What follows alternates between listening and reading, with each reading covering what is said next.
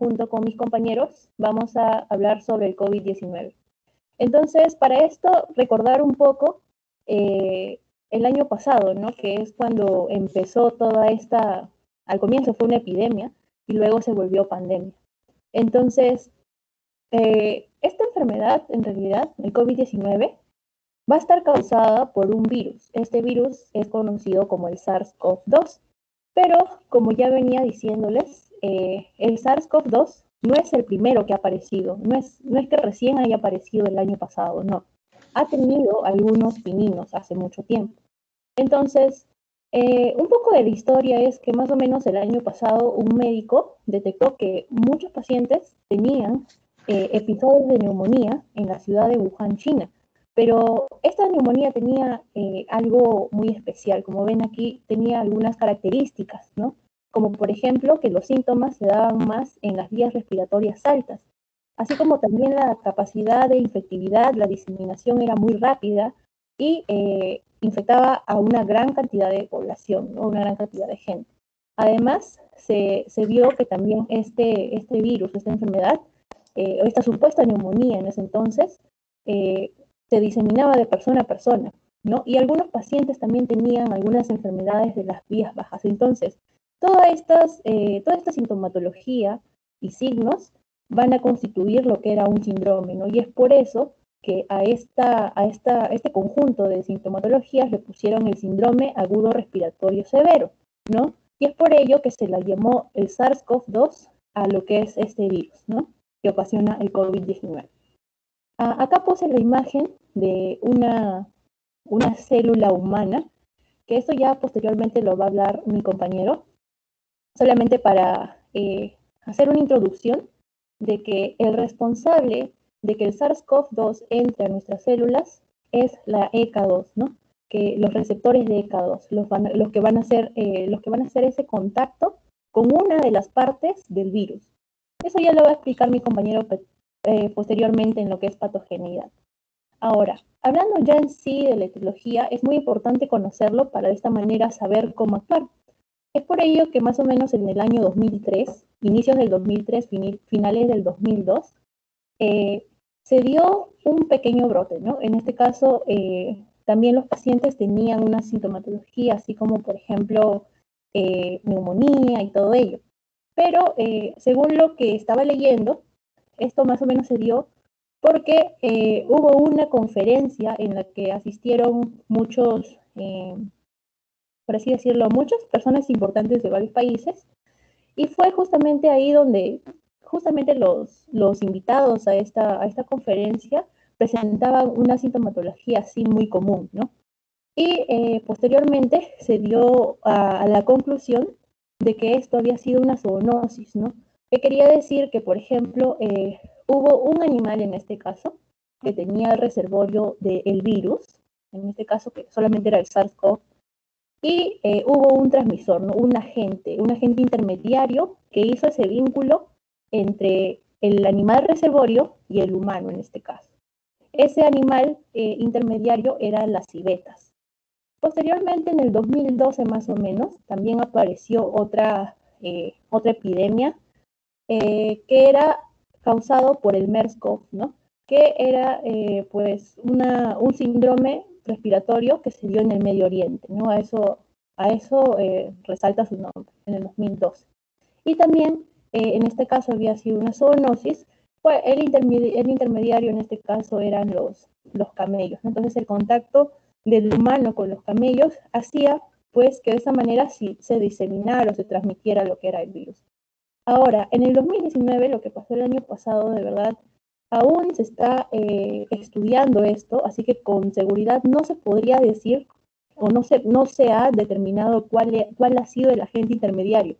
Sin embargo, se ha llegado a la conclusión de que el reservorio de este virus, del coronavirus, del SARS-CoV-2 en este caso, ha sido el murciélago, ¿no? Porque se encontró que más o menos un 96.2% de su genoma es idéntico al del coronavirus que infecta a los humanos.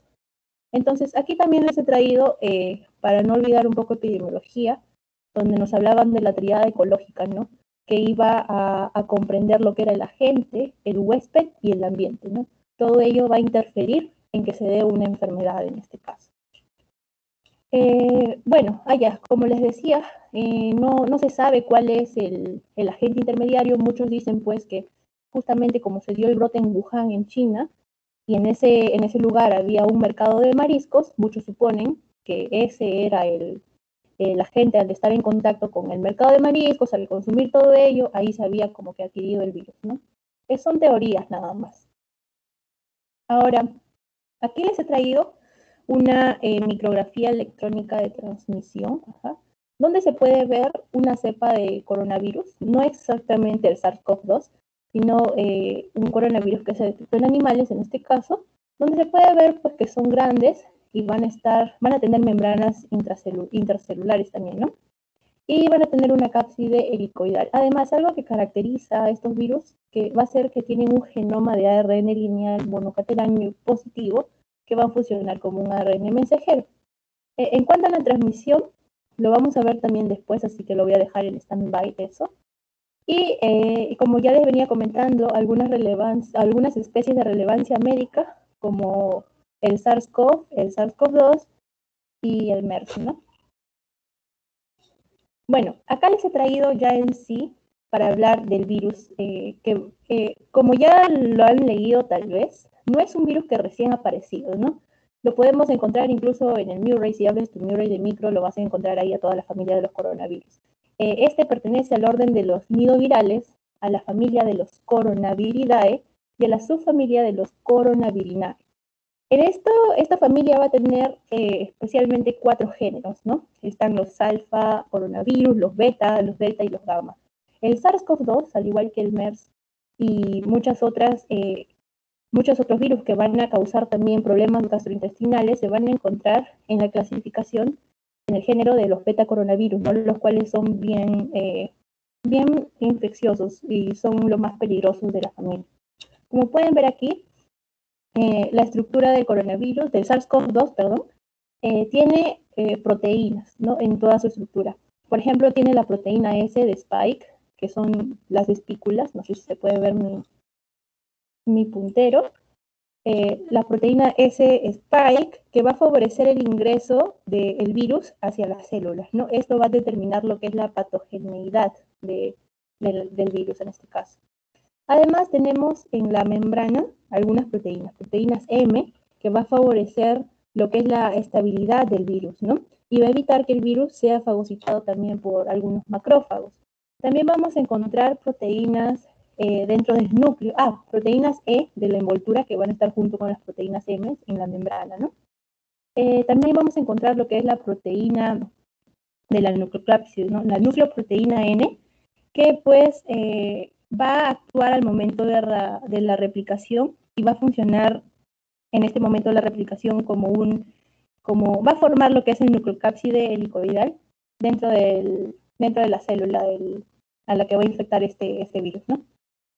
Bueno, eso básicamente con respecto a la estructura. Ya. Ahora, solamente para resumir un poco, acá les he traído algunas enfermedades seleccionadas causadas por los coronavirus. El resfriado común también es causado por uno de los coronavirus. Cuando acá, como podemos ver, la enfermedad que está más o que tiene más días de incubación, más periodo de incubación, es el COVID-19, ¿no? Para contrastar un poco. La incidencia, en cuanto a la incidencia, el resfriado común es el más común, a todos nos ha dado alguna vez, ¿no? Pero enfermedades causadas por coronavirus que afectan al sistema o al tracto gastrointestinal son muy raros, al igual que el SARS. Sin embargo, el COVID-19 sí es la pandemia actual, ¿no? Es también muy común, hasta que pues se haya la cura, supongo. Con respecto al pronóstico también lo va a hablar mi compañera, así que no voy a entrar en detalles en esto. Y las manifestaciones clínicas, ¿no? Tener mucho en cuenta también aquí que el COVID-19 se va a diferenciar de los demás porque también vamos a tener pacientes asintomáticos, ¿no? Y hay que tener mucho cuidado con respecto a esto. Y bueno, ya, la última diapositiva, solamente para recordar un poco de la transmisión, cómo se contagia el virus, ¿no? Y vemos aquí casos o periodos donde primero una persona infectada va a estornudar y de esta manera lanza las moléculas al virus, ¿no? Perdón, a las moléculas al medio, al entorno. Entonces, también podemos distinguir acá dos tipos de transmisión. Una directa, en la cual tú estás directamente en contacto con la persona que tiene el virus, con el huésped en este caso, y también de manera indirecta, ¿no? Que, por ejemplo, esta persona que tiene el virus, pues tocó una parte, no sé, tú estás compartiendo computadora con esta persona y justamente tú también tienes el virus, pero el momento del contagio se va a dar en sí cuando haya ese contacto entre alguna mucosa, puede ser, por ejemplo, la boca, la nariz, o incluso también la mucosa que está alrededor de nuestros párpados y todo ello, ¿cierto? Con el virus en sí. Entonces ahí se va a dar lo que es la entrada hacia, bueno, hasta nuestro organismo, ¿no? Y es por ello que es dependiendo de eso también que se toman lo que son las medidas de prevención, ¿no? Y bueno, y básicamente eso sería solamente para dar una breve introducción a lo que es el COVID-19.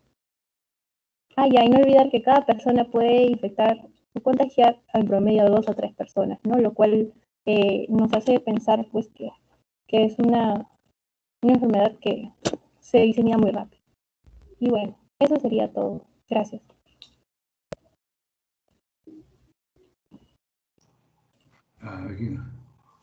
¿Quién sigue?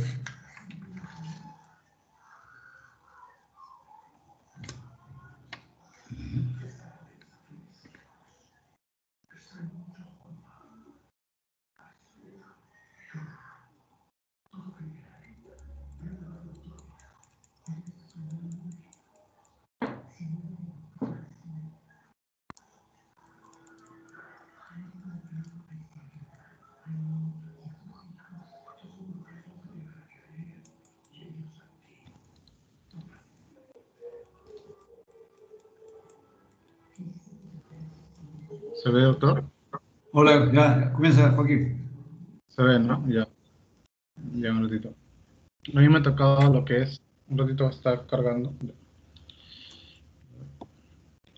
Un ratito.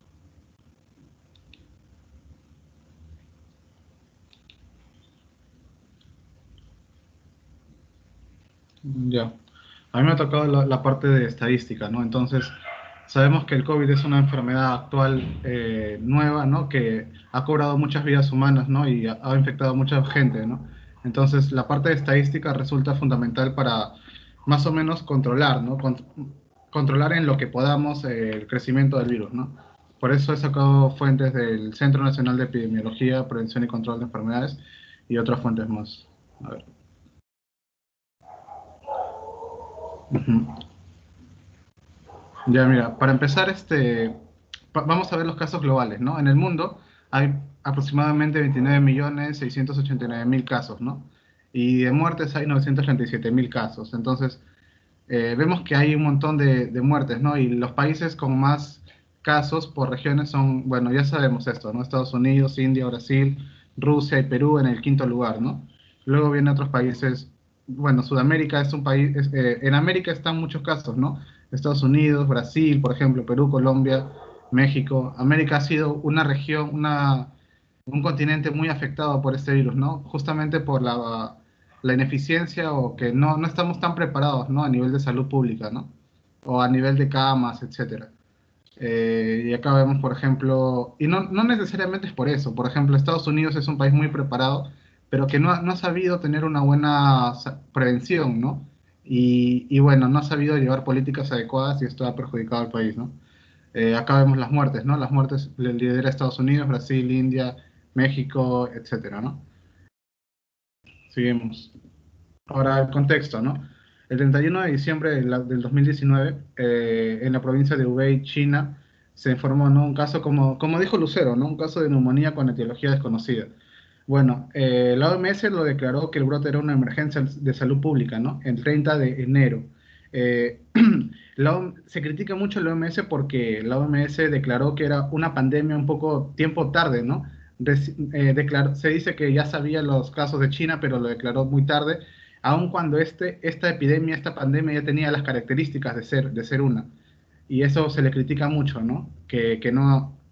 No hizo tal vez una labor la más eficiente, ¿no? La más adecuada.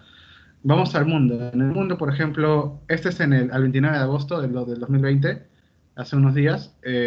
Bueno, acá vemos que la letalidad mundial es 3.4%, en el Perú es 4.4%, ¿no? A ver, región de las Américas, la letalidad es 3,5, en Europa 5,2. Y bueno, acá vemos por regiones, ¿no? Vemos que la letalidad más alta se encuentra en Europa, justamente donde los países de China llegaron primero a Europa, ¿no?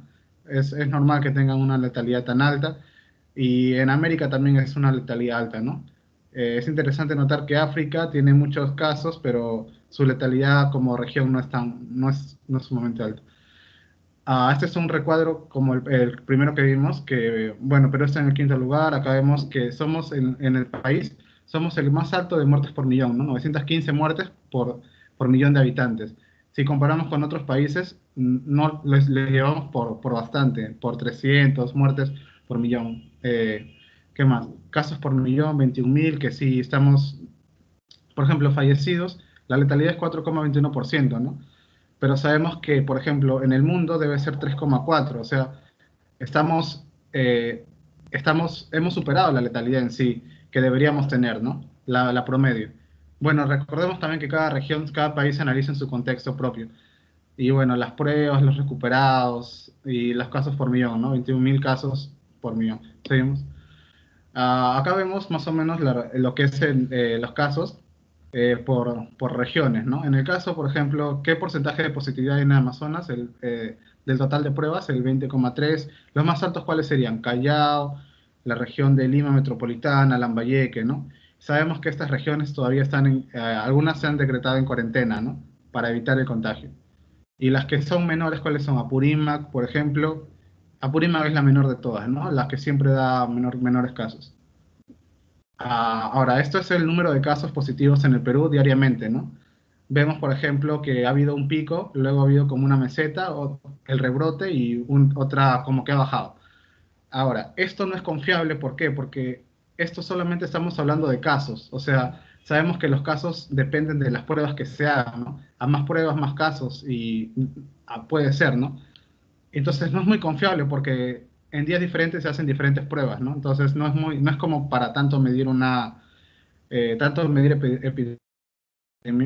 bueno, con epidemiología, sino lo que se usa más que todo son el porcentaje de casos, ¿no? ¿Cómo evalúa el porcentaje de casos diariamente? Acá vemos, ¿no? Acá vemos con más seguridad que, bueno, acá sí ha habido más, el porcentaje ha aumentado acá, luego ha habido una disminución, como un rebrote, acá un rebrote, y luego estamos normal, ¿no? Estamos por ahí. No ha disminuido tanto, ¿no? Normalmente la gente, algunas personas piensan que sí ha estado disminuyendo, pero si comparamos con este porcentaje de positividad de las pruebas tomadas, vemos que no ha sido la disminución tanto, ¿no? Pero sí estamos bajando en realidad. Y eso es bueno. Pero ¿qué pasa con los fallecidos? Esos son los casos, pero los fallecidos, en realidad, para mi punto, es lo más importante, creo, porque son vidas humanas, ¿no? Son vidas. Entonces, vemos que la letalidad sí ha estado disminuyendo con tendencia a la baja estos días. El 9, claro, el 4 de septiembre, ¿no? Entonces sí ha habido una baja. Ahora, ¿cómo va en los casos de hospitales, no? Por ejemplo, en los hospitalizados por COVID son 12.300, bueno, acá lo han puesto, en los que están hospitalizados 12.364, con ventilación mecánica son el 12,2%, sin ventilación el 87,8%. Bueno, la epidemiología mundial nos dice 80-15-5, ¿no? Que el 80%, bueno, el 15% se va a ventilación mecánica, o sea, presenta síntomas más graves, ¿no? Y el 5 ya va a UCI. Acá vemos que tenemos con ventilación mecánica el 12,2, ¿no? ¿Qué más? Vemos los casos por MINSA, por eSalud, por privados. Vemos que el MINSA tiene la mayor cantidad, luego salud, privados y las Fuerzas Armadas PNP. Y esto, ¿no? Con pacientes favorables, que los porcentajes, ¿no? Van variando en realidad esto de día a día. Y en la vía deportiva que abrieron la vía deportiva hay 1.315 casos. Ahora, esto del COVID va variando, varía dependiendo de la etapa de vida y, por ejemplo, los casos, ¿no? Acá vemos los casos. ¿Quién es la mayor cantidad de casos en porcentaje? Mira, el 58,4% es en los adultos, no es en los adultos mayores de 60 años, sino la mayor cantidad de contagiados se da en los adultos de 30 a 59 años. ¿Por qué? Bueno, hay muchas hipótesis, ¿no? O teorías también, que puede ser más que todo porque ellos salen a trabajar, ¿no? Son la gente que más se expone en realidad y más sale tal vez por necesidades, ¿no? Pero si vemos la cantidad de muertes, vemos que la letalidad de los adultos mayores es 17,14%, ¿no? Eh, entonces vemos que acá sí la mayor letalidad se da en los ancianos. Pero sin embargo, acá dice, la letalidad de adultos mayores es 7,6 veces la de los adultos. Sin embargo, las que más se contagian son los adultos de 30 a 59 años. Los niños, ¿cómo están los niños? 3%, adolescentes 2,4%, jóvenes 18,2%, así. Y la letalidad no va variando, ¿no? Por ejemplo, la menor letalidad sería los adolescentes. Perdón, los jóvenes de 18 a 29 años. Ahora acá vemos, por ejemplo, por distritos, ¿no? ¿Cuáles son los distritos que tienen mayor cantidad de casos? El porcentaje de San Juan del Lurigancho es 9,2, que es el más alto. Acá vemos de Lima, ¿no? En Lima el metropolitano 8,2, San Martín de Porres 6,4. Acá está ordenado numéricamente de mayor a menor. Entonces vemos cuáles son los más altos: San Juan del Lurigancho, Lima, San Martín de Porres, Sate, ¿no? Y los menores, Lurigancho, Breña, San Miguel, Caraballo. Sí, tengan siempre esa es la tasa de incidencia acumulada por 100.000 habitantes y el porcentaje. Entonces, tengan cuidado siempre en los distritos, dependiendo, ¿no? Siempre cuidándonos, protegiéndonos, con prevención, ¿no? Prevención primaria, siempre lavándonos las manos, ¿no? Evitando salir en lo posible. También salir, si vamos a salir con las medidas adecuadas para evitar contagios, y etcétera, ¿no? Eso es fuente del Centro de Salud Nacional de Epidemiología, Prevención y Control de Enfermedades. Y eso sería todo. Gracias. Correcto.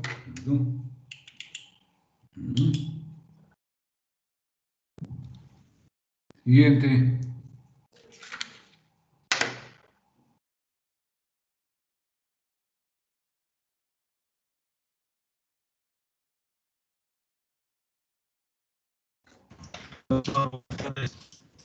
Diapositivas. Héctor, sí, dale.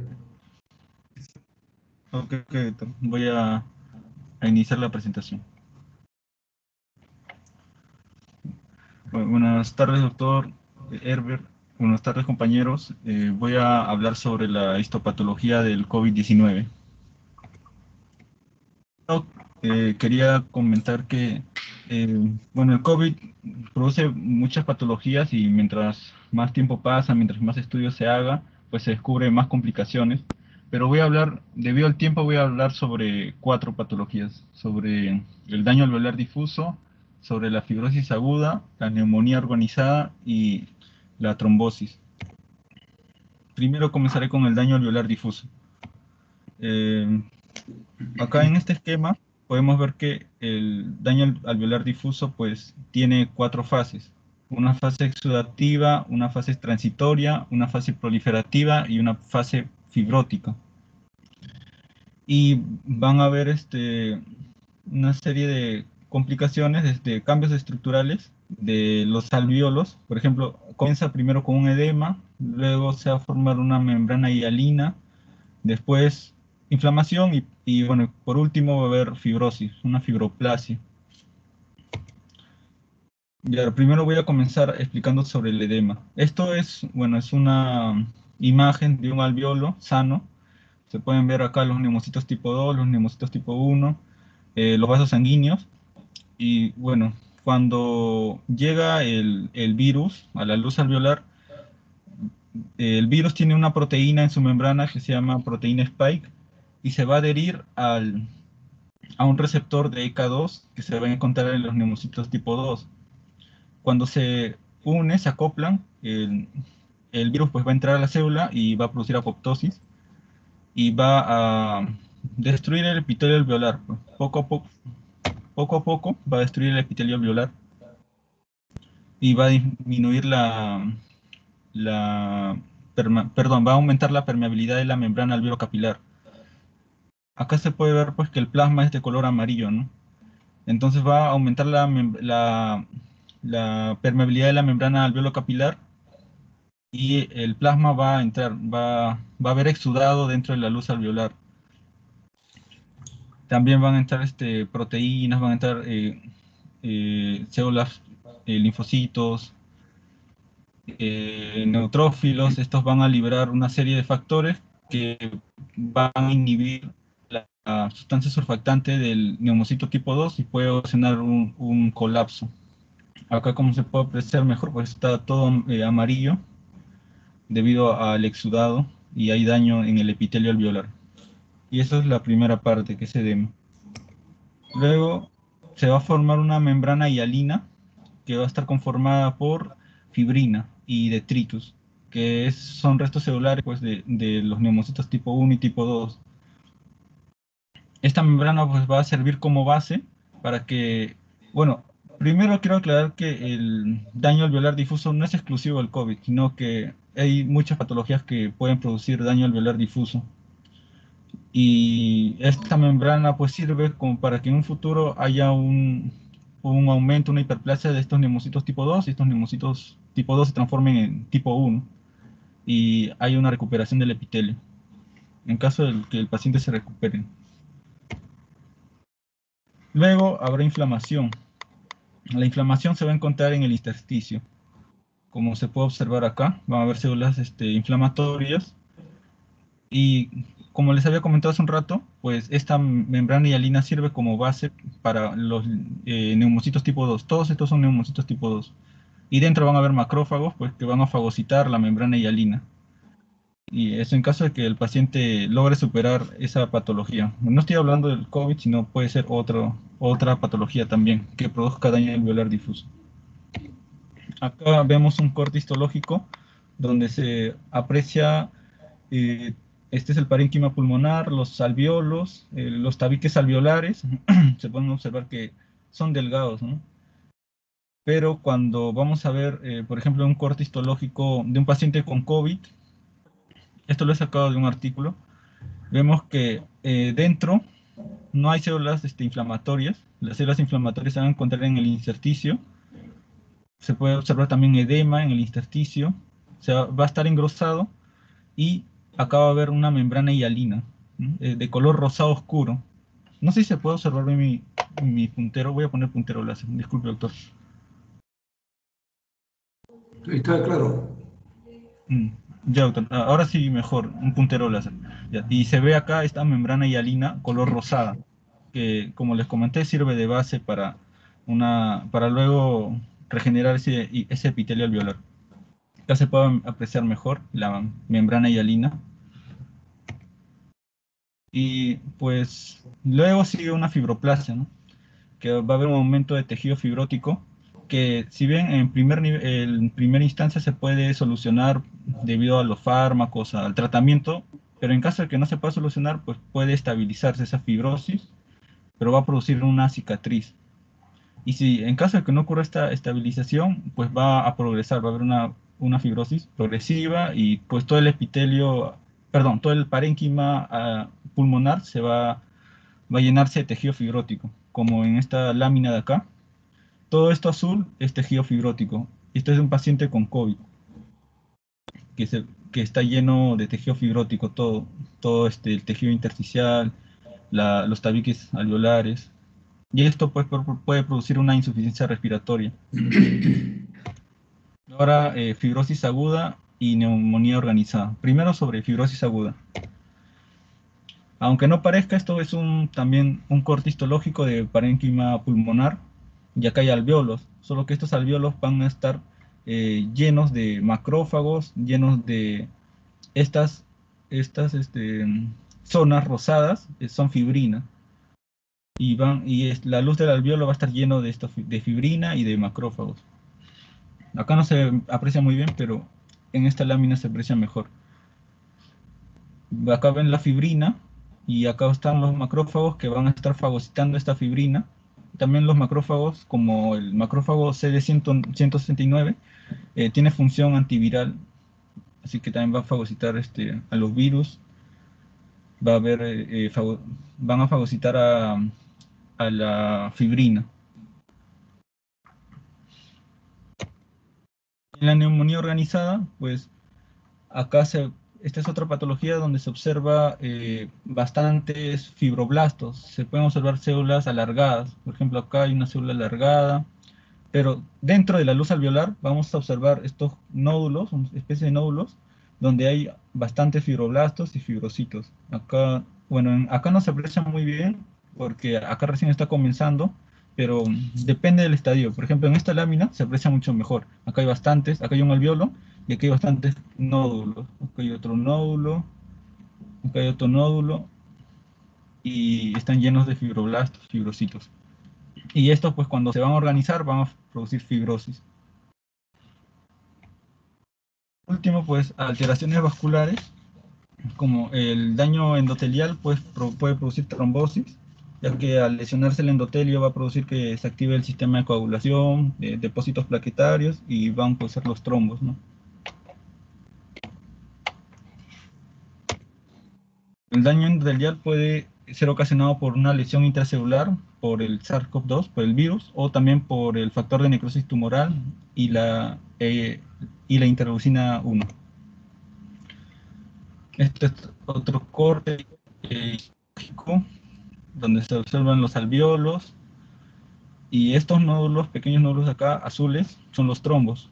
En este caso se encuentra un trombo en el tabique alveolar, en la microvasculatura alveolar, que puede producir también una insuficiencia. No va a haber un correcto intercambio gaseoso.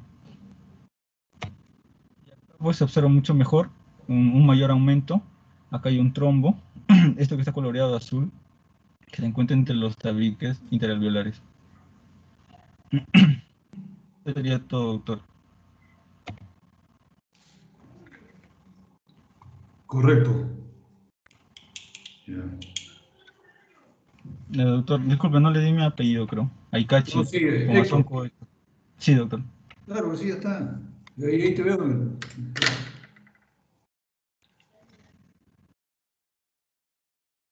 Continúa.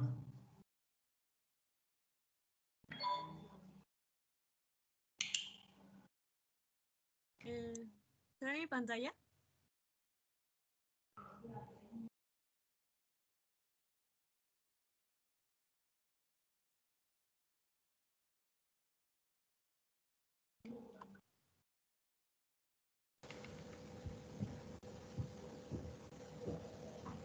Cristina. ¿Después de mi presentación? Sí, no, aún no. Sí está. ¿Se ven las diapositivas? Sí, Sí. se ve. Ah, ya. Un momento.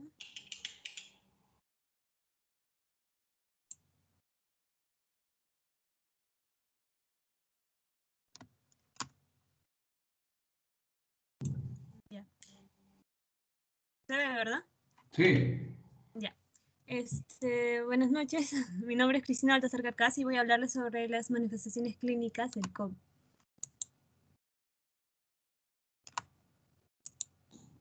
Ya. Primero, para aclarar un término, periodo de incubación, como sabemos, mide el momento desde que entra el patógeno a nuestro cuerpo hasta que se presentan los primeros síntomas y signos. Como mi compañera Lucero bien lo dijo, normalmente el periodo de incubación dura 14 días, pero se presentan mayormente de 5 a 7 días. También vemos que días antes que se presenten los síntomas, puede empezar ya el periodo de infecciosidad y puede durar incluso 10 días más después del fin de los síntomas y signos. Ya. Primero vamos a dividir las fases de esta enfermedad COVID-19 por su severidad. Tenemos 4 niveles, ¿no? Los asintomáticos, los casos leves, casos graves y casos severos. Agrupando asintomáticos y leves, más o menos es un promedio de 80% de todos los casos. Grave tenemos un 15% y severo un 5%. Ahora vamos a pasar a las características. Ya. En los casos leves, primero vamos a ver los síntomas típicos, ¿sí? Síntomas típicos de una infección pulmonar: fiebre, tos, fatiga. Y también hay otros que no son tan comunes, como la mialgia, la diarrea, náuseas, vómitos, dolor abdominal, que son síntomas gastrointestinales. También la anosmia y disgeusia, que es la pérdida olfativa y pérdida del gusto. También vamos a ver cefalias, rinorrea y algo también no tan típico, las erupciones maculopapulares, ¿no?, en la piel. Las lesiones vesiculares, también nódulos en dedos del pie de la mano, que es más o menos un color medio púrpura rojizo. Esto más que todo lo vamos a ver en jóvenes y en niños. Un examen de laboratorio podríamos ver linfopenia leve. Esto nos indica que puede que este caso leve puede pasar a un caso grave, ¿no? Y en la tomografía vamos a ver neumonía leve. Bien. Ya. Pasando al caso grave, lo que lo va a diferenciar es la falta de aire, ¿no? La disnea. Vamos a sentir falta de aire y vamos a ver una hipoxia leve con una saturación de oxígeno menor o igual a 93%. Aquí vamos a ver en el laboratorio un leve aumento de ferritina, PCR, que es la proteína C reactiva, que ambos son marcadores inflamatorios, y un leve incremento del dímero D, que es un factor de activación de la coagulación. En la tomografía vamos a ver un aumento del infiltrado inflamatorio por la respuesta inflamatoria, ¿no? Si esta disnea, cierto, la disnea normalmente aparece de 6 a 7 días después de los primeros síntomas. Esta disnea, si no es controlada en su momento, puede progresar a una neumonía más grave e incluso llegar a cuadros de insuficiencia respiratoria y llegar al síndrome de distrés respiratorio agudo, que va a requerir de una ventilación mecánica, ¿no? Esta ventilación mecánica va a ayudar a elevar la fracción de oxígeno inspirado y también a elevar las PIP, que eso es la presión respiratoria positiva final. También por esta por la respuesta inflamatoria provocada por la tormenta de citoquinas, vamos a ver una disfunción multiorgánica. Por ejemplo, estas complicaciones ya van a ser extrapulmonares, ¿no? Complicaciones cardíacas como un infarto agudo del miocardio, insuficiencia cardíaca por daño miocárdico o arritmias. También vamos a ver un estado protrombótico con tromboembolismo de pulmón. También vamos a poder ver isquemias de miembros,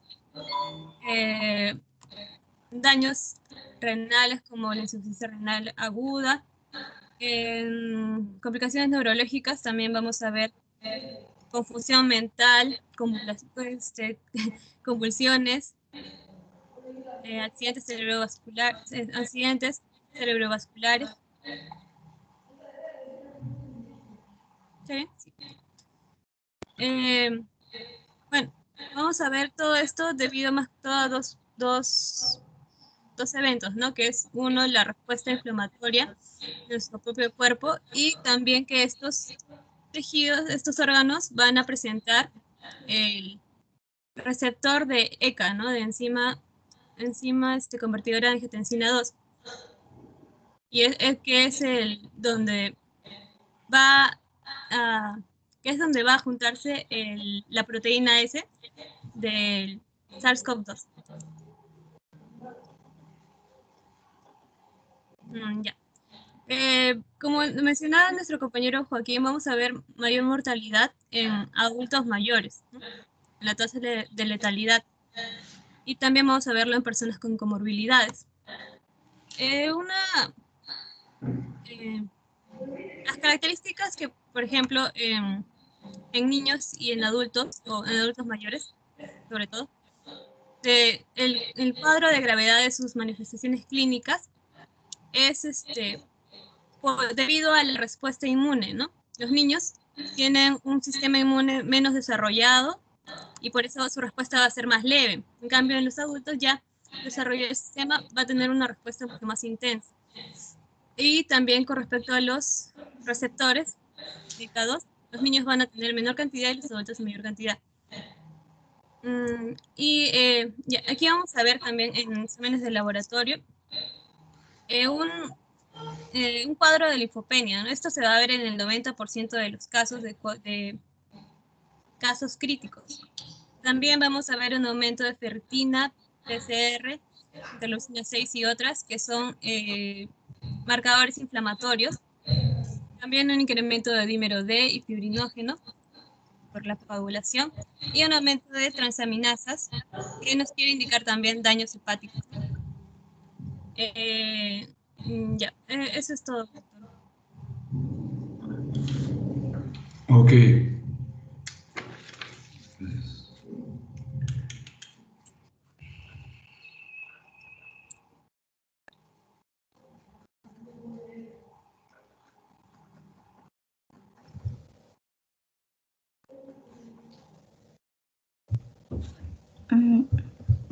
Ok, buenas noches con todos.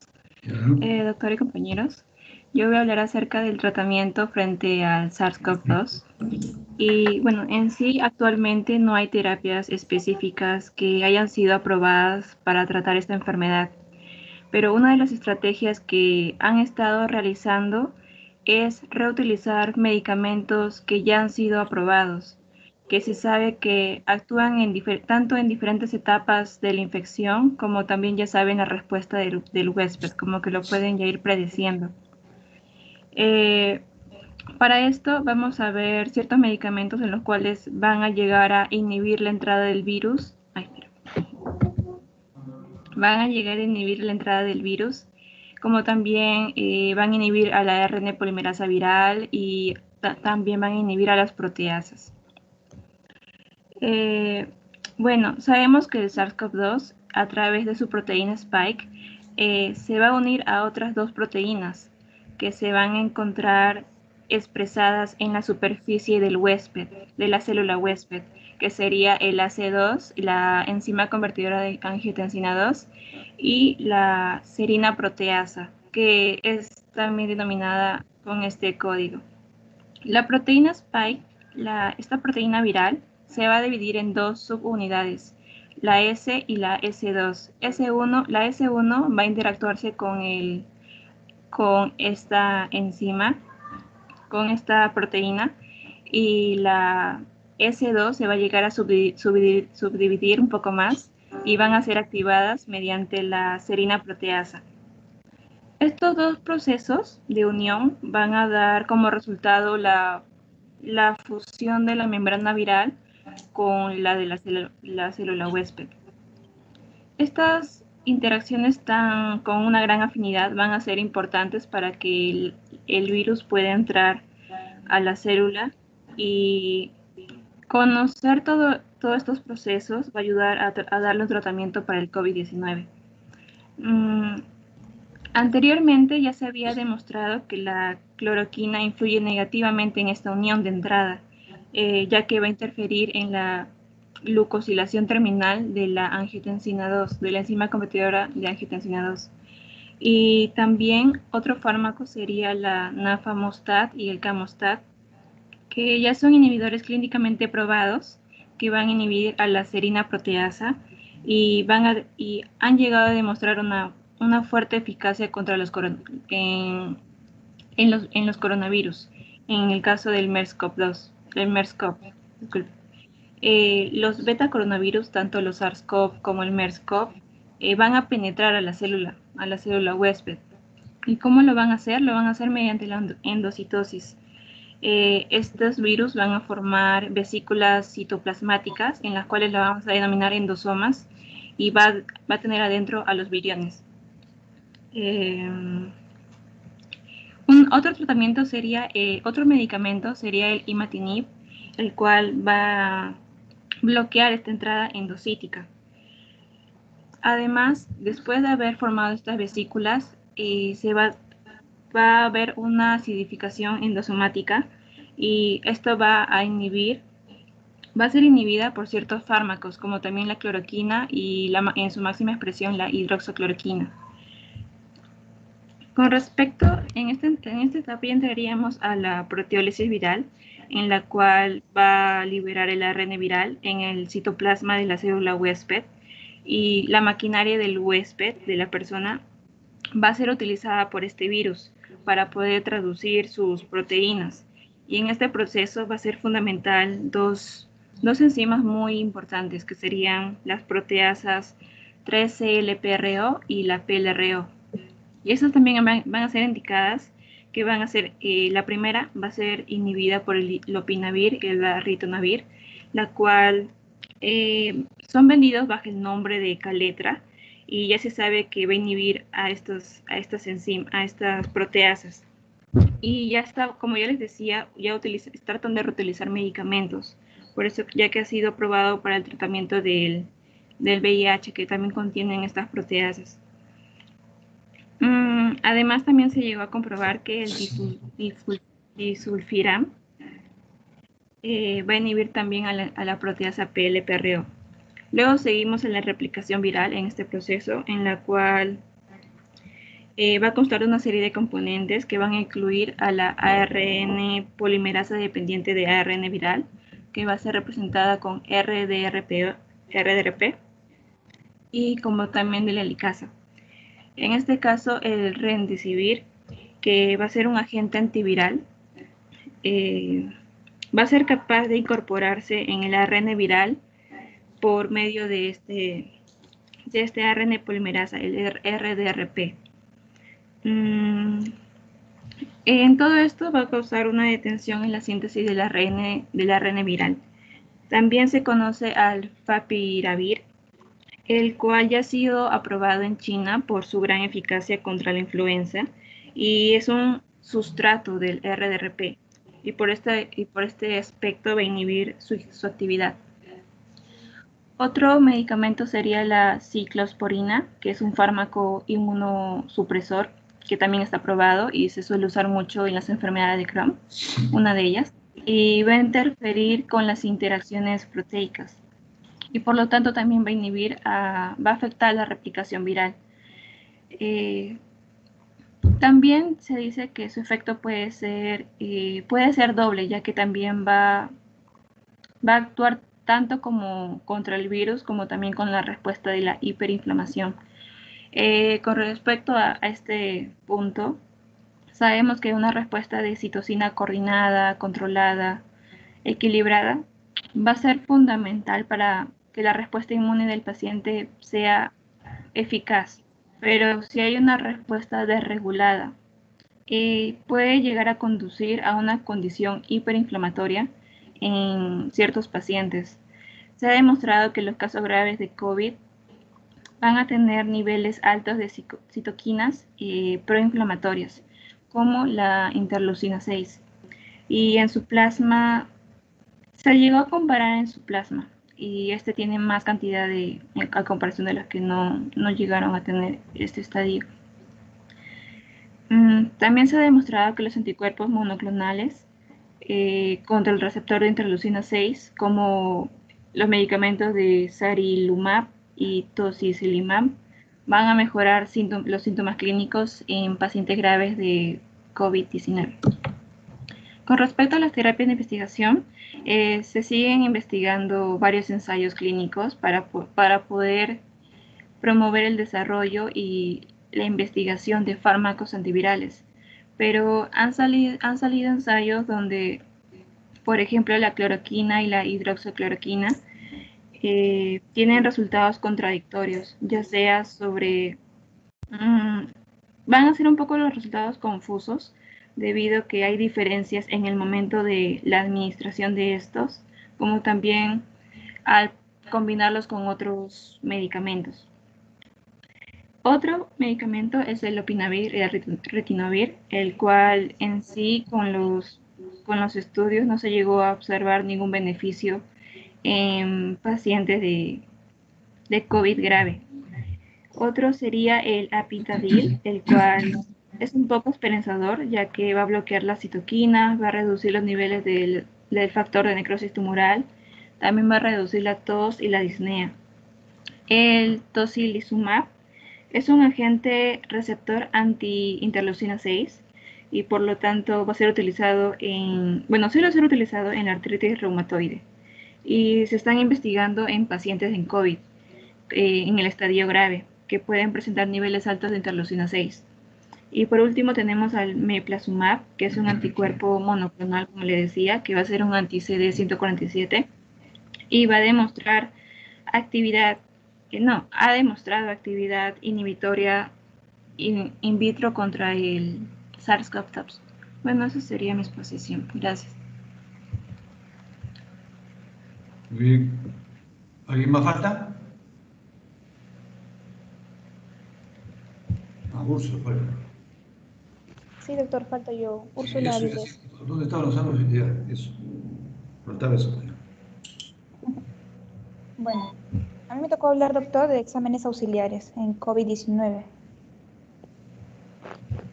Desde febrero del 2020, ¿me escuchan todos? Sí. Ya. Desde febrero de 2020, el virus ha sido denominado oficialmente como SARS-CoV-2 por el Grupo de Estudio de Coronavirus del Comité Internacional de Taxonomía de los Virus. Debemos saber que el virus pertenece a la familia de los beta-coronavirus. En su estructura el coronavirus tiene varias proteínas, pero la que nos va a importar para los exámenes auxiliares son dos, la proteína S o espiga o spike y la proteína N, nucleocápside. La proteína S tiene un componente llamado RBD, que es importante porque de él se sacan las vacunas. Bueno, se están haciendo los ensayos clínicos de las vacunas que mencionó mi compañera Carole. Y la proteína N, más que nada en la detección de los anticuerpos de la proteína N, ¿no? O sea, los primeros anticuerpos de la proteína N surgen los primeros 7 días, ¿no? Es como un indicador. En cambio, en los días posteriores, ¿no? Del día 14 para adelante, ya aparecen los anticuerpos contra la proteína S, Spike. Son estas dos proteínas donde se toma para la detección de la enfermedad. Bueno, acá borré la diapo de genoma porque me parecía excesivo, pero no está de más mencionarlo, que los componentes que se buscan para la detección del SARS-CoV-2, o sea, la secuencia que se busca en las diferentes pruebas de biología molecular, y la metodología que suele realizarse es la reacción en cadena de la polimerasa en tiempo real. Bueno, la secuencia de genes es la N, la E, la RD y RP. Es por mencionar, ¿no?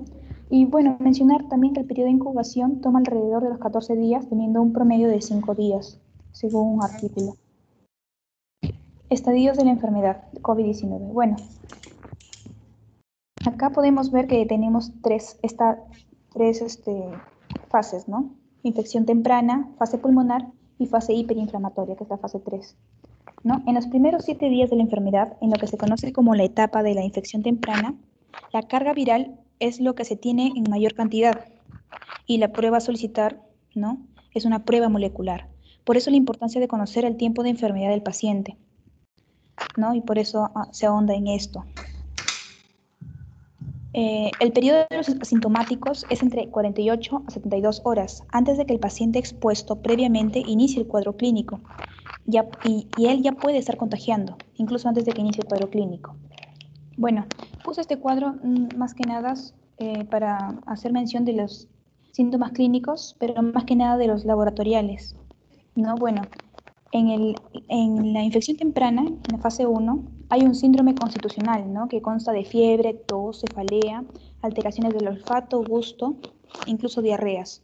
Y en las pruebas laboratoriales, que es lo que me importa, en los hemogramas, al inicio se manifiesta una linfocitosis, pero después una marcada linfopenia, ¿no? Y también en las pruebas laboratoriales se muestra un aumento de los biomarcadores, ¿como cuáles? La proteína C reactiva, el dímero D, la deshidrogenasa láctica y la ferritina. En la fase pulmonar, que es el estadio 2, ¿no? En la clínica se muestra una disnea y un aumento del trabajo ventilatorio, ¿no? Una hipoxemia y una presión arterial de oxígeno menor o igual a 300 milímetros de mercurio. En el hemograma se evidencia un aumento de linfopenia, ¿no? O sea, es pruebas en el hemograma más marcadores. Aumento de linfopenia, trombopenia, anemia. Y contrario al estadio 1, hay un aumento de los dímeros D, más de 1000. Un aumento de la deshidrogenasa láctica, también un aumento de la ferritina. Y bueno, en el estadio 3 hay síndrome de distrés respiratorio agudo. Y ya se manifiesta shock, ¿no? Esta infección viral puede llegar a shock, o sea, puede ocasionar una disfunción orgánica, por lo que muchas pruebas de laboratorio van a salir alteradas. Entonces acá se ve un excesivo aumento de los biomarcadores, ¿no? Y disfunción endotelial y alteraciones de la coagulación. Hay un aumento de la proteína C reactiva, como sabemos, por mencionar, la proteína C reactiva es un marcador bioquímico de inflamación que suele usarse en estos casos. También hay un aumento de la deshidrogenasa láctica. La deshidrogenasa láctica desempeña un papel importante en la respiración celular, ¿no? El análisis de deshidrogenasa láctica se utiliza por lo general para detectar si existen lesiones en los tejidos. Aumento del dímero D. El dímero D tiene dos funciones, dos indicadores, ¿no? Uno, que actúa en la activación de la coagulación, y el segundo es que el valor del se ha identificado, ¿no? Que el valor del dímero como un índice pronóstico de severidad y mortalidad en pacientes con COVID-19. Entonces esto es en alarma, ¿no? Porque, por ejemplo, la ferritina son los primeros marcadores que se evidencian en pruebas de laboratorio con cambios durante la enfermedad. O sea, es la primera que evidencia cambios en los primeros días de enfermedad. Bueno, pasamos a las pruebas moleculares. El 22 de marzo, la Organización Mundial de la Salud publica el documento en donde se precisa que el uso de las pruebas moleculares es el método actual recomendado para la identificación de casos de COVID-19 a través de la técnica de reacción en cadena de la polimerasa en tiempo real, ¿no? Y acá he puesto una definición del ciclo de cuantificación. Bueno, el ciclo es en el ciclo en el cual la fluorescencia de una muestra se incrementa por encima de la fluorescencia basal. La que no le he puesto. Bueno, debería estar acá. Es la background, le dicen también, es la basal. Entonces, debemos saber que el ciclo de cuantificación depende de la concentración inicial de ADN. Acá, por ejemplo, tomo la prueba de hisopado nasofaringeo, que generalmente es nasofaringeo, al paciente y me salió un ciclo de cuantificación en valor de 14. Esto me estaría indicando que la cantidad de ADN es muy alta, o sea, la máquina no se ha demorado mucho en detectar el ADN. En cambio, a ver un contraejemplo por citarlo, ¿no? Tengo un ciclo de cuantificación de 30. Entonces, ¿qué significa? Que tengo muy poco ADN. La máquina se ha demorado mucho en detectar esa cantidad de ADN. Por eso, a mayor ciclo de cuantificación, va a haber una menor concentración de ADN inicial. Esas son las reglas, ¿no? Y a menor ciclo de cuantificación, va a haber una mayor concentración de ADN inicial. Eso más que nada para su replicación con la prueba molecular. Tiempo de detección. Bueno, el tiempo de detección es importante para saber qué pruebas son las que se van a utilizar, ¿no? El periodo de incubación del virus, como mencionamos anteriormente, es de aproximadamente 14 días y el tiempo promedio es de 5 días, ¿no? 48 a 72 horas antes de la manifestación del cuadro clínico ya hay presencia del virus. Por ejemplo, en nuestro país ya están llegando las pruebas de detección de antígenos y eso nos va a ayudar mucho como un examen auxiliar para la detección del COVID. Pero no es efectiva, no es de 100% efectiva. El tiempo ideal, en las pruebas serológicas, por ejemplo, el tiempo ideal es a partir del día 14. ¿Por qué? Porque a partir de la segunda semana vemos los dos anticuerpos que salen a la vez, ¿no? La inmunoglobulina M y la inmunoglobulina G. Acá lo podemos ver. Después de los síntomas, después del cuadro clínico. Y tenemos que recalcar acá que la prueba para inmunoglobulina G es más sensible. y que la prueba para inmunoglobulina M es menos sensible. ¿Qué quiere decir con eso de más sensible y menos sensible? Quiere decir que, o sea, menos sensible, por ejemplo, quiere decir que no lo voy a poder detectar con rapidez, ¿no? En cambio, más sensible lo detecto más rápido. Actualmente en el mercado vemos pruebas de serología, donde miden anticuerpos totales. Usando anticuerpos totales son más sensibles de detectar que usando solo las pruebas de inmunoglobulina M e inmunoglobulina G, ¿no? Y también tenemos que destacar que la presencia de anticuerpos no se sabe hasta cuándo van a durar. Hay literaturas que hablan de posibles reinfecciones, pero no es definitivo. La presencia de anticuerpos así, ¿no? Cavilando puede durar 6 meses a 1 año. Pero si uno quiere buscar la inmunoglobulina M, puede estar entre 4 a 6 semanas. Es que varía. Si queremos, por ejemplo, si queremos evaluar a un paciente con antecedentes o exposiciones pasadas, entonces podemos usar la prueba de anticuerpos totales o también la prueba de inmunoglobulinas G, ¿no? Que son las más indicadas para estos casos, para medir exposiciones pasadas. Ejemplo, paciente que tuvo COVID, ya no tiene síntomas, salió de alta, ya dejó de estar grave, entonces en la prueba serológica va a seguir saliendo positivo y eso no va a cambiar. Por eso la importancia de saber el tiempo que viven los anticuerpos en la sangre, ¿no? Con esto se puede determinar si sale si va a salir, durante qué tiempo va a salir negativo. Bueno, ahora vamos al grano, a la utilidad de las pruebas moleculares. Bueno, las pruebas moleculares permiten estudiar un gran número de pacientes por la posible automatización de los procedimientos, ¿no? Esto más que nada por su maquinaria. Y es más sensible y específico que los otros métodos hasta ahora disponibles, ¿no? Como las pruebas serológicas que vamos a ver en la prueba rápida que está dentro. También existen pruebas moleculares de formato rápido que pueden procesar 2, 4, 8, 16 y 32 pruebas a la vez y que son muy oportunas para el diagnóstico urgente. Por ejemplo, un paciente grave, un paciente ingresado por neumonía o a unidad de cuidados intensivos. Para el diagnóstico se recomienda el hisopado nasofaringeo para PCR SARS-CoV-2 como el mejor test inicial por su alta sensibilidad y especificidad al inicio de la enfermedad. Y esto ayuda a determinar la capacidad de transmisión después de la infección. También hay errores, hay los falsos negativos y los falsos positivos, ¿no? En todos hay falsos. Error falso negativo, debido a toma inadecuada de la muestra, ¿no? También se puede deber un error al retraso en el transporte y almacenamiento. O también llamado, otro error en diagnóstico es la toma de muestra en periodo de eclipse, ¿no? O llamado también periodo de ventana, que aproximadamente es entre 4 a 5 días post contacto y generalmente coincide con el inicio de la sintomatología. En caso de elevada sospecha clínica y resultado negativo de la PCR en tiempo real, su interpretación debe hacerse con prudencia y se recomienda repetir el estudio, ¿no? Según estas recomendaciones institucionales sobre el diagnóstico microbiológico del COVID. Falso positivos, errores preanalíticos, no se debe a errores preanalíticos en el etiquetado de la muestra a lo largo del proceso.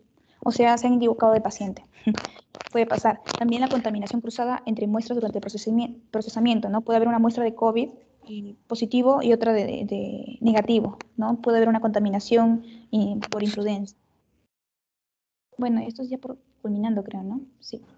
Serología, las pruebas serológicas. Bueno, son pruebas de detección simultánea de anticuerpos, como les mencioné anteriormente, de inmunoglobulinas M y G, en sangre total, en formato metodológico de inmunocromatografía lateral flow o también llamada prueba rápida.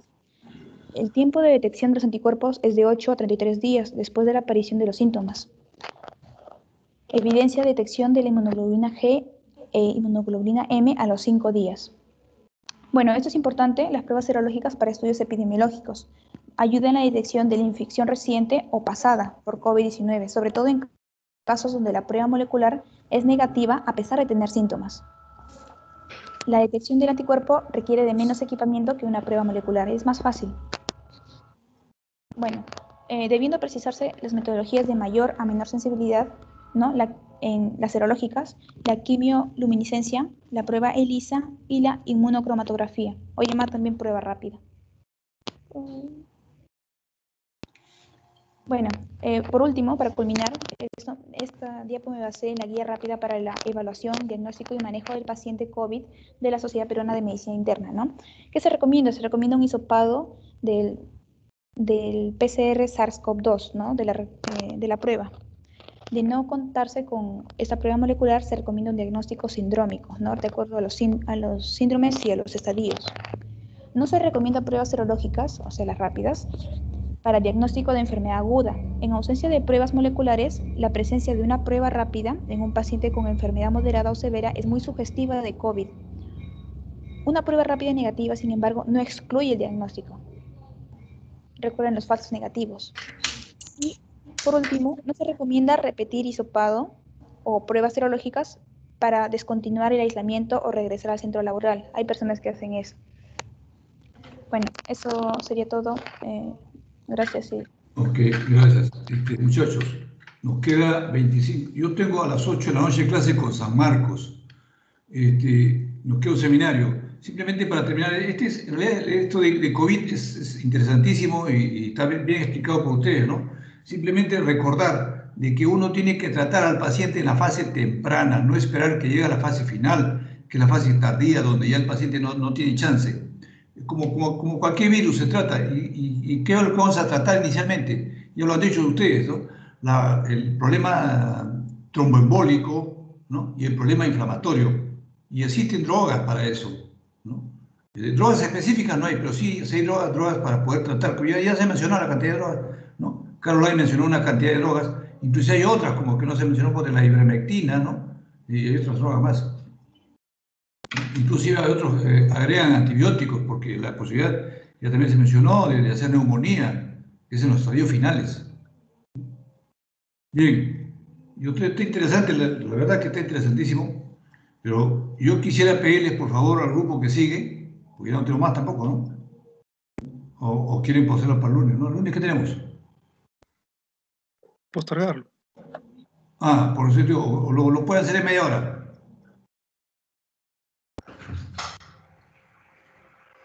Porque, a ver, no es el examen, ¿no? No, el examen después del miércoles después del escrito. El examen es el miércoles, doctor. El examen es el miércoles. El miércoles, los dos. Entonces, podemos hacer este seminario, si quieren, el día lunes, después de la clase. ¿Sí? Claro, para evitar correr ahora, ¿no? Entonces, conversemos un poquito sobre esta enfermedad, ¿qué? Entonces, la pregunta es, ¿no? Se ha hablado de la frecuencia, ¿no? De muertes, la alta incidencia, ¿no? ¿Esto es así en realidad? ¿Es verdad? Porque inicialmente teníamos nosotros una cantidad baja de muertos y ahora estamos el doble, ¿no? Entonces, ¿todos mueren por COVID? ¿Dónde están las otras patologías que siempre han matado gente? ¿Ustedes creen que todo esto sea, que el COVID mate verdaderamente ese 4.5% que tienen ahora?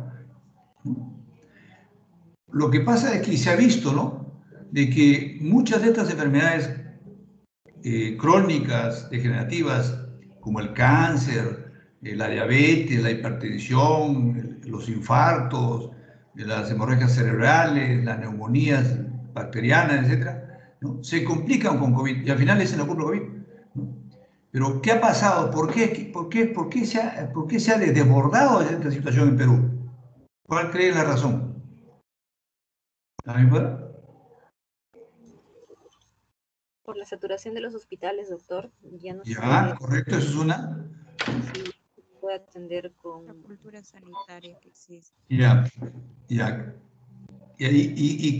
a qué conllevaba esa saturación de hospitales? Es cierto, el paciente se saturó. ¿Y quiénes iban al hospital? Los pacientes que estaban mal, ¿no es cierto? Los pacientes que no podían respirar. Porque si el paciente tenía la fase temprana o leve, o la primera fase, ¿no? Ni caso le hacía, él no podía ir al hospital. No había consultorios, no había clínicas, no había postas médicas, no había nada. Todo nuestro error ha sido prepararnos para la fase severa, ¿no? Todo fue COVID, todo fue UCI, hospitalización COVID, pero nadie se preparó para tratar al paciente en la fase temprana, lo que últimamente se está haciendo, ¿no? Tratar el problema inflamatorio, que el problema es la cascada esta inflamatoria, que es la que origina todo este problema, ¿no? Y también simultáneamente la trombosis. Si nosotros tratamos la trombosis o la coagulación intravascular diseminada en la fase inicial, ¿no? Y tratamos la inflamación y usamos algunas drogas antivirales, que no hay nada escrito todavía, que es cierto, para el COVID, pero por lo menos sí funciona algo, ¿no? Ahí hubiésemos controlado mucho, ¿no? Pero el problema es que estos pacientes, los pacientes que tenían de alto riesgo, los pacientes que tenían tos seca, fiebre mayor de 38 grados, ¿no? Un poco de malestar, ¿no? Ellos estaban haciendo el COVID, pero nadie les hacía caso. Estos pacientes solamente iban al hospital cuando ya estaban por falta de oxígeno. Ustedes han mencionado las fases, ¿no? Entonces, si esto se hubiese tratado inicialmente de esa forma, sí. Entonces, esta es una enfermedad que sí se puede controlar, sí podemos con ella. Lo que pasa es que nos han metido un miedo terrible, ¿no? Como cualquier otra. A ver, ¿cuánto dijeron? 4.5 está actualmente en Perú, ¿no? Y a nivel mundial estamos en el nivel de 3 y pico, ¿no? De mortalidad. ¿Cuánto cree que mata el cáncer? El cáncer en general está matando un promedio de 20%, ¿no? Las neumonías bacterianas, 17, 16%, ¿no? Enfermedades crónicas degenerativas, ¿no? O el corazón, enfermedades cardíacas, 15%, 14%, mucho más que el COVID. Y se ha descuidado porque los pacientes, recuerden, los pacientes cardiópatas, pacientes diabéticos, hipertensos, con cáncer. Ustedes deben tener algún familiar, alguno de ustedes, que no ha recibido tratamiento durante estos 6 meses. Y esas enfermedades se han complicado, ¿no? Entonces hay que tener en cuenta eso, ¿no? Después, la otra pregunta que le iba a hacer es, ¿en qué momento recomienda, según lo que ustedes han hecho, es tomarse la tomografía? Porque eso es todo el mundo, ¿no? Tomografía no es barata, es cara. Estamos hablando de 600 soles. Entonces, ¿en qué momento? Con lo que han expuesto, ¿qué recomiendan ustedes a sus familiares, a sus amigos?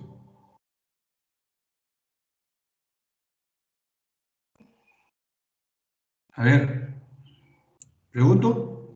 ¿O van a hablar? A ver, Renzo.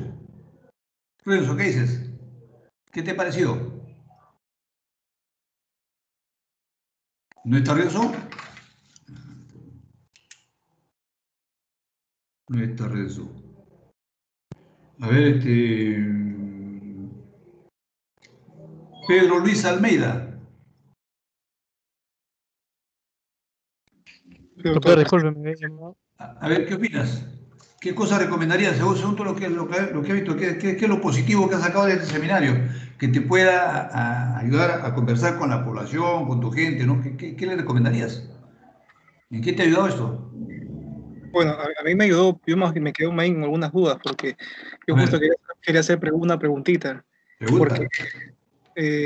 Porque a mí me llamó mucho la atención la exposición de Úrsula, en la parte en que ella habla el dímero D y algunas otras enzimas como la lactato deshidrogenasa, etcétera.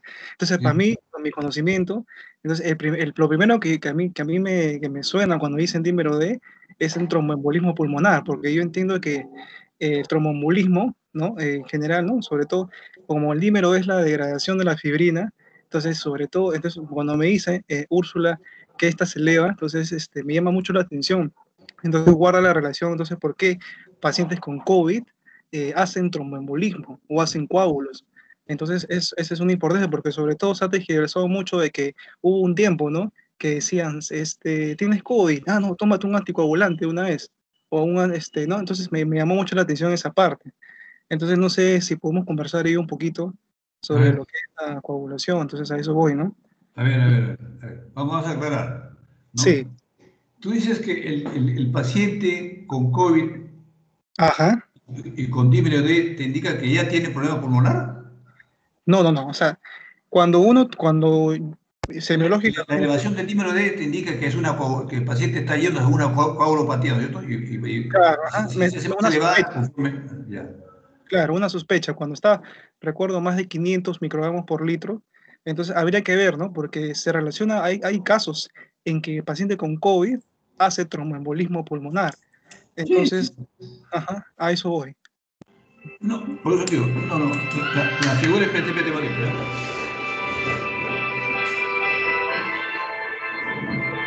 claro, tengo que la figura es cierto.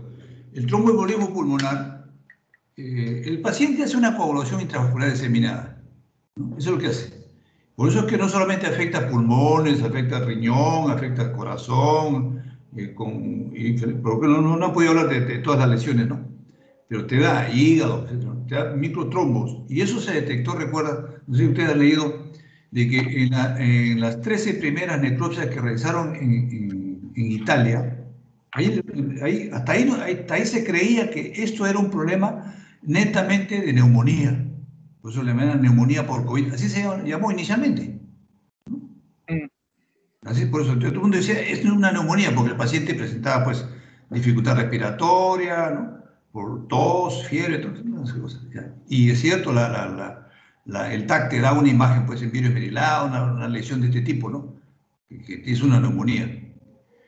Pero en las necropsias se demostró de que no solamente la neumonía era una cuestión secundaria, no es que el COVID te produzca la neumonía, el COVID te produce un problema inflamatorio severo que te lleva a una coagulopatía y que esa coagulopatía a la final va a complicar todos los órganos, ¿no? Entonces, por eso es que recomienda la evaluación del dímero de cómo va, ¿no? Para poder dar o no, como tú dices, anticoagulantes, ¿no? Porque no tiene sentido dar anticoagulantes si no hay alteración de la coagulación. Sí, pues. Entonces, está bien tu pensamiento, ¿no? Entonces, Sí. si el paciente tiene va a un tromboembolismo pulmonar, el paciente va a tiene un dímero D elevadísimo, ¿no? Por eso es que sí se pide esa prueba de laboratorio que no es tan costosa tampoco, ¿no? Pero recuerden ustedes que medicina es un arte. Tú tienes que engarzar todo, ¿no? Sintomatología, signología, laboratorio, ¿no? Y todo eso, entonces, y tu conocimiento para poder ver, porque no todos los pacientes hacen fiebre, no todos los pacientes hacen tos, no todos los pacientes hacen malestar, ¿no? Tiene varios síntomas. Y también tiene que ver mucho la epidemiología, ¿no? Ya lo dijeron la primera, ¿no? Hablaron de que estos pacientes, los pacientes que tienen alto riesgo, ¿no? Si yo soy un paciente de 80 años de edad, ¿no? Que tengo una comorbilidad, entonces tengo mayor posibilidad y me da tos o fiebre, en este momento lo primero que tienen que pensar es que yo tenga COVID. No van a pensar que tengo un resfrío común, ¿no? Y entonces en ese paciente sí le hacen todas las pruebas, ¿no? Inclusive el dímero de él, pero lo primero que hay que hacer es, según esto, ¿no? Es tratar la enfermedad en la fase inicial, antes que llegue a la trombosis. Y eso se da, pues, como yo han dicho, ¿no? Los 3 primeros días, a partir del 7.º día más o menos empiezan a aparecer los síntomas. O sea, se recomienda de que el paciente entre el primero, segundo y tercer día de tos, fiebre, malestar general o qué sé yo, lo que tenga, si es un paciente de alto riesgo, arranca a darle las drogas que tengas, dale algo, pues no lo dejes al paciente morir. Lo que pasa es que el paciente lo dejaban mal, lo dejaban ahí que iba entrando a la fase severa, a la fase moderada, y el paciente cuando iba al hospital se encontraba pues con un cuadro dantesco, ¿no? A ver, ¿qué dice Arias? Arias levantó la mano. Sí, doctor. Bueno, yo había leído unos artículos de investigación eh, sobre lo que decía de la imagenología, que a partir del día 9 de la infección, enfermedad, sí, ya se podía ver cambios en los exámenes imagenológicos, tomografía o rayos X. Del 9 al 15. Sí, sí, claro, claro. Como digo, es variable, es variable. Es cierto que en algunos casos a partir del día 9 hay otros un poco más, ¿no? Pero básicamente las primeras pruebas que se alteran y que son fáciles de detectar, porque en la fase leve a veces no hay alteración pulmonar. El paciente está saturando 95 para arriba, ¿no? Pero ya está con la infección de COVID. Pero conforme va avanzando, el noveno, y esto arranca el día 7, usualmente 6, 7, ¿no? El día noveno, 10, ¿no? El paciente ya tiene 3, 4 días de enfermedad, y empieza a hacer su microtrombosis, ¿no? Compromete pulmones, ¿no? Y ahí vas a encontrar entonces lo que inicialmente se encontraba, es lo que mostraba una citología, ¿no? Un engrosamiento del tabique interalveolar, y eso es lo que da la imagen de esta imagen viroesmerilado que le llaman de la tomografía. No es una verdadera neumonía, no es una neumonía de esas lobares, de uno ve la lesión. Acá es un velado de la placa. Pero sí, Ahora, lo que sucede es que si tú eres paciente, mira, ¿qué pasa? Hay que tener mucho cuidado. Yo dije una palabra que es el miedo. Cuando al paciente le dicen, tú estás con COVID, estás con neumonía, ese paciente ya está, el 50% ya está casi cadáver, ¿no? Porque él se muere de miedo. El estrés, ¿qué hace el estrés con el sistema inmune? Lo deprime, lo destroza. Y si ese paciente, por desgracia, llega a hospitalizarse, ya perdió todo, perdió contacto con el mundo. Recuerden ustedes han escuchado, han visto por la televisión, los familiares, amigos de ustedes, que el paciente que ingresó al hospital, ya ustedes no saben nada de él, ni ellos saben nada de ustedes. Está solo. Y adentro del hospital, ¿qué ve? Muerte, desolación. Ese paciente, entonces lo que pasa es que hay que al paciente, antes de decirle, oye, tómate una tomografía, el paciente se va a tomar una tomografía y le va a decir al doctor, uy, está como una neumonía por COVID, ya está, ya no. Es difícil tratarlo, pero si antes de eso tú le das su tratamiento antiviral, si quieres, ¿no? ¿Qué te digo? Su tratamiento para evitar una probable trombosis que se viene, ¿no? Para evitar la inflamación severa, algo tienes que hacer y darle la confianza al paciente para que esté tranquilo. Ese paciente va a responder, pero si al paciente de entrada tú le tomas una tomografía y por desgracia la tomografía sí muestra que hay lesión, pero que no es una lesión, pues, que te digo, tan aparatosa, pero le dice al paciente, el paciente siente, es como el paciente que le dice, oye, tienes cáncer. Los cánceres, hay diferentes tipos de cáncer, ya van a ver, ¿no?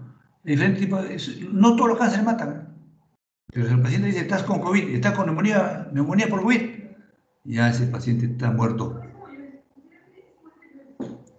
A ver, ¿qué más quiere hablar? Está bien, Almeida y Arias. ¿Algo más? Doctor, yo tengo una pregunta. Dime.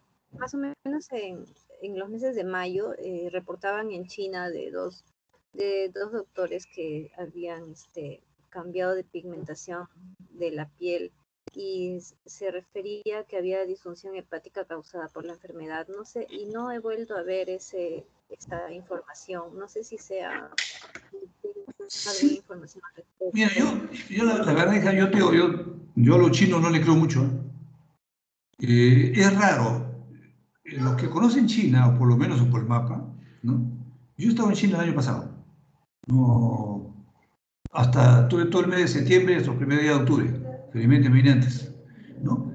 Y estuve justo en el área de Beijing, que está al lado de Wuhan, ¿no? Y hay tal cantidad de chinos. Mira, estás hablando de ¿cuántos? 1.700 millones de chinos, ¿no? Que tú lo ves como ratitas por toda China. ¿Y cómo es posible que se haya solamente una área de Wuhan, sea contaminado y sea contaminado todo el mundo?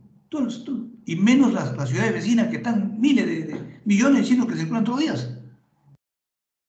Es raro. Y esas sí vi las imágenes, dos personajes que estaban de color negro, ¿no? Que habían una porción bronceada, tratando de darle la razón pueda que sí, de una insuficiencia, ¿no?, suprarrenal, ¿no?, que debe dar una, ¿no?, o hepática al final, no sé, por daño de tromboembólico. Pero lo que sucede es que la Organización Mundial de la Salud, recuerdan ustedes, y hasta ahora, no recomienda las necropsias. Y la única forma de descubrirse de que esta enfermedad, antes que la neumonía, presentaba era la trombosis, ¿no? Fue porque los italianos hicieron necropsia por encima de cualquier cosa, y en New Orleans también hicieron 3 necropsias y encontraron los mismos hallazgos, microtrombos en diferentes partes. Entonces, recién ahí se habla de esto. Entonces, desgraciadamente no sabemos qué otras alteraciones a nivel de hígado, de piel, de suprarrenal, no hay muchos estudios. Y la única forma de saber es pues, estudiando el cadáver, ¿no? Pues la otra parte es por laboratorio, pero el laboratorio tiene múltiples, es muy diverso. Y para eso sirve la patología, ¿no? Para saber, dice, el cadáver es un libro abierto, ¿no? Habrán muchísimas interrogantes, yo sé que muchísimas van a haber, ¿no? Es una enfermedad nueva, estamos aprendiendo a tratarla a medias, pero lo que sí yo lo recomiendo es que no le tengamos miedo. Y ustedes avisen a su gente, no teman. Ustedes han leído las pandemias que han habido años atrás, ¿no? Y han matado muchísima gente, y el mundo continuaba. Entonces, si no, ¿cuántos muertos hay ahorita a nivel mundial? Va a haber 1 millón, creo, ¿no? 927.000, creo. Así, he visto la noticia, ¿no? A nivel mundial, ¿ah? ¿Y cuántos millones somos en el mundo? 5.000 millones. ¿Qué porcentaje de muerte hay? Insignificante, ¿no? Lo que pasa es que, ya te digo, y ustedes lo dijeron, el problema es eso, ¿no? El problema hospitalario, que solamente se dedicó, todo el mundo se dedicó al área COVID, al área de cuidados intensivos, a la respiración mecánica, y ahí. Ese fue el problema. Y el paciente se sentía un poco que le faltaba oxígeno y ya se iba al hospital. ¿Y qué encontraba en el hospital? Gente afuera muriéndose, porque no había capacidad de atención. Eso es. Es cierto que hay que tener muy en cuenta eso, ¿no? Es más, ahora ustedes, no sé si habrán visto, por ejemplo, yo les digo, ¿no? Casi el 40%, ¿no?, de las camas COVID están libres. Las camas, ¿ah? No cuidados intensivos. Cuidados intensivos todavía está lleno, pero las camas COVID en los hospitales, en las clínicas, ¿no?, están libres. Ya no hay tanto paciente COVID. Sí, Joaquín. Joaquín. Ya, doctor, sí. Dime. Sí. Yo tenía una duda, o sea, lo que revisé de la epidemiología, ¿no? Que comparado a Perú con otros países, en Perú, no hay no que está bajando el país, o sea, y justamente usted mencionaba, ¿no? Y creo que es porque no hay una buena, no se trata, ¿no?, el COVID creo que es porque no se trata cuando comienza, ¿no?, sino como usted dice, recién cuando uno presenta síntomas graves, ¿no? Yo me preguntaba eso, ¿por qué en Perú no baja y en otros países como Italia, España, hay una disminución así, se nota que ya hay menos casos, ¿no?, y muertes? Claro. A ver, ¿qué es? Ya. Ingrid. Doctor, buenas noches. Bueno, solo para enfatizar al punto que usted habló. Bueno, en el Perú vemos de que la prevención en realidad es un tema que falta bastante, y no solamente en el área del COVID, sino también en las diversas enfermedades que hay, y una de ellas es el cáncer, como usted menciona. Muchos pacientes han tenido que dejar su tratamiento, por ejemplo, también la hipertensión, y es algo que están dejando de lado. Incluso cuando todo esto se presentó aquí en el Perú, nosotros teníamos una gran población que estaba pasando por lo que es el dengue. Y esa población se vio muy afectada y dejaron de lado al dengue y dieron paso al COVID. Y quizás hoy en día nos está costando bastante poder enfrentar estas enfermedades porque dejamos muy de lado la prevención, el concientizar a la población, el darle una información adecuada a nuestras comunidades. Claro, yo estoy de acuerdo contigo, totalmente, es mi pensamiento. Yo creo que acá tenemos nosotros que resetearnos, ¿no? Lo que vas a cometer, ya cometimos los errores, se cometió el error, a ver, ¿qué vamos a hacer de aquí para adelante? Ustedes han hablado, han dicho, entonces, he visto que la fase temprana sí se puede controlar, ¿no? O sea, no esperar que el paciente llegue a la fase final, ¿no? Y respecto a la profilaxis, yo no estoy de acuerdo con la profilaxis, pero sí estudios epidemiológicos con pruebas que sí realmente tengan valor, no con pruebas como las pruebas rápidas que fue un engaño a muchachos que total no decía nada, ¿no? La pregunta es en este momento, ¿en qué momento el paciente que ya tuvo COVID, ya sea sintomático o asintomático, se puede reintegrar a la sociedad como cualquier persona que vive tranquilo? ¿Alguien puede decir? Porque se habla de que hay más de 1 millón de personas que ya que han pasado esto, que se han recuperado, ¿no? El gobierno dice, hemos salvado tantas vidas, tantos hemos recuperado, pero esas personas recuperadas siguen guardadas, siguen en cuarentena. Entonces, ¿por qué no se reactiva la economía con esa gente? Lo que pasa es que, como tú lo dices, esto que ha pasado, ¿no? No se ha hecho el seguimiento adecuado. Nos hemos centrado solamente en los pacientes graves con COVID. Los demás los hemos abandonado. Doctor, yo he leído y he escuchado también que hay reinfección por COVID. No sé, yo he leído que ya se ha reportado en un caso y también tengo un grupo con un médico y una señora dijo, ¿no? Que su esposo se había detectado de nuevo, se había detectado, se había hecho la prueba y había salido positivo de nuevo, ¿no? Y como, o sea, diciendo que se había reinfectado, ¿no? No sé qué tan cierto es eso y si tiene la información. No, desgraciadamente, ¿sabes qué? No hay, pues, ahí es muy poca la información que hay, ¿no? Porque es nueva esta enfermedad, este tipo de virus. Que sí es cierto, ¿eh? Es cierto. Yo tuve un familiar que murió, que tuvo en mayo, fue diagnosticado con COVID, ¿no?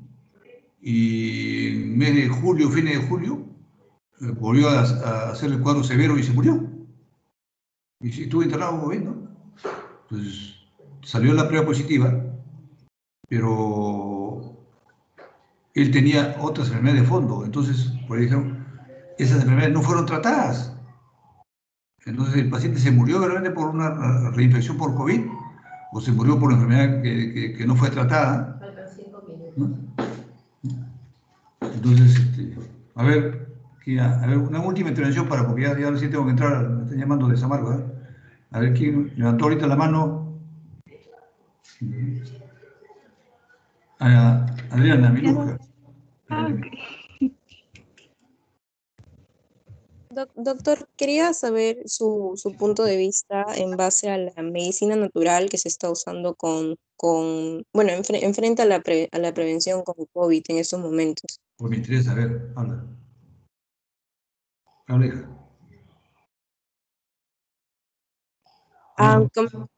¿Se escucha? Sí, te escucho. Quería saber su punto de vista, como usted ya tiene más experiencia en este ámbito. Ya, te explico.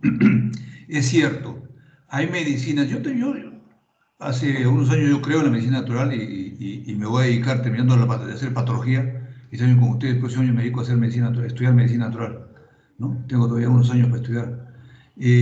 Sí, hay unas medicinas que lo que hacen es te fortalecen el estado inmune, ¿no?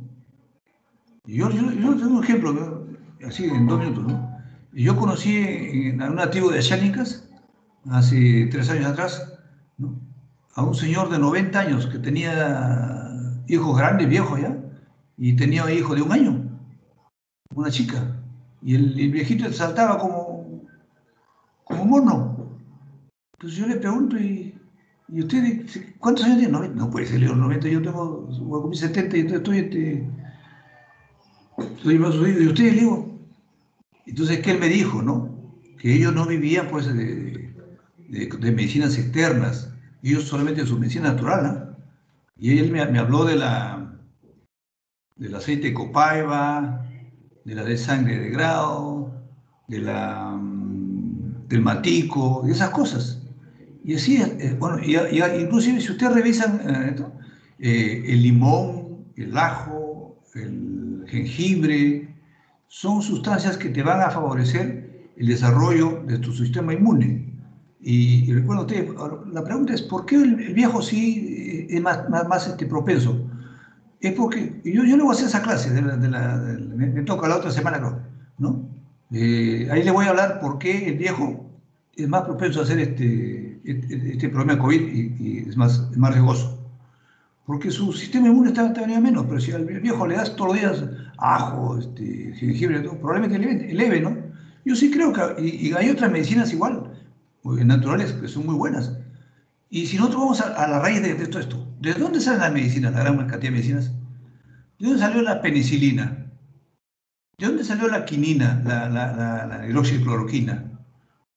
Pues eso son de las plantas naturales, de ahí sale. Lo que pasa es que ahora ya la industria farmacéutica ha modificado todo esto y le pone un precio, ¿no? Entonces, pero sí, yo estoy de acuerdo que la medicina natural, lo que pasa es que todavía como esta enfermedad es nueva, no la sabemos tratar con medicina natural. Lo único que la medicina natural nos va a ayudar, sí, tenemos medicinas naturales muy buenas como antiinflamatorios, ¿no? Como repotenciadores del sistema inmune, hay, pero es cuestión de aplicarlo, ¿no? Pero sí, yo creo que sí. No desecho esa posibilidad. Bien, muchachos, esto es muy interesante, la verdad que yo he aprendido muchísimo día con ustedes, ¿eh? Les agradezco, ¿no? Está muy bonito el seminario. Ahora sí, Caroline, ¿paso lista o tú pasas lista? Creo que yo soy la organizadora. Ya, entonces tú pon la lista. Ya, de ahí le paso por el WhatsApp, ¿cierto? O por el correo. No, tú pasa. Ya yo le pasé lista, que acá están todos. Yo los tengo acá, yo los he anotado. Acá los tengo a todos, ¿ah? Todos están presentes. Sí, también está descargado la lista, por si el doctor Ángeles le pide o algo así. No, acá tengo yo, no te preocupes. ¿Sí? Ok, igual todos están presentes. ¿Ya? Ya. Ya está descargada la lista. Ya, descarga la lista, ya. Ya, de ahí se lo paso. Ya. Y entonces, eso sería todo, ¿cierto, doctor? Gracias, ¿ah? Entonces hasta mañana, no, el lunes vemos el seminario, ¿ya? Ya, ok. Después de tarea ya le aviso. Ya, ok. Hasta luego. Ok. Chao. Ok, hasta luego. Hasta luego, doctor. Gracias. Chao, bonito, gracias. Gracias, doctor. Nos vamos a activar, ¿no? Sí.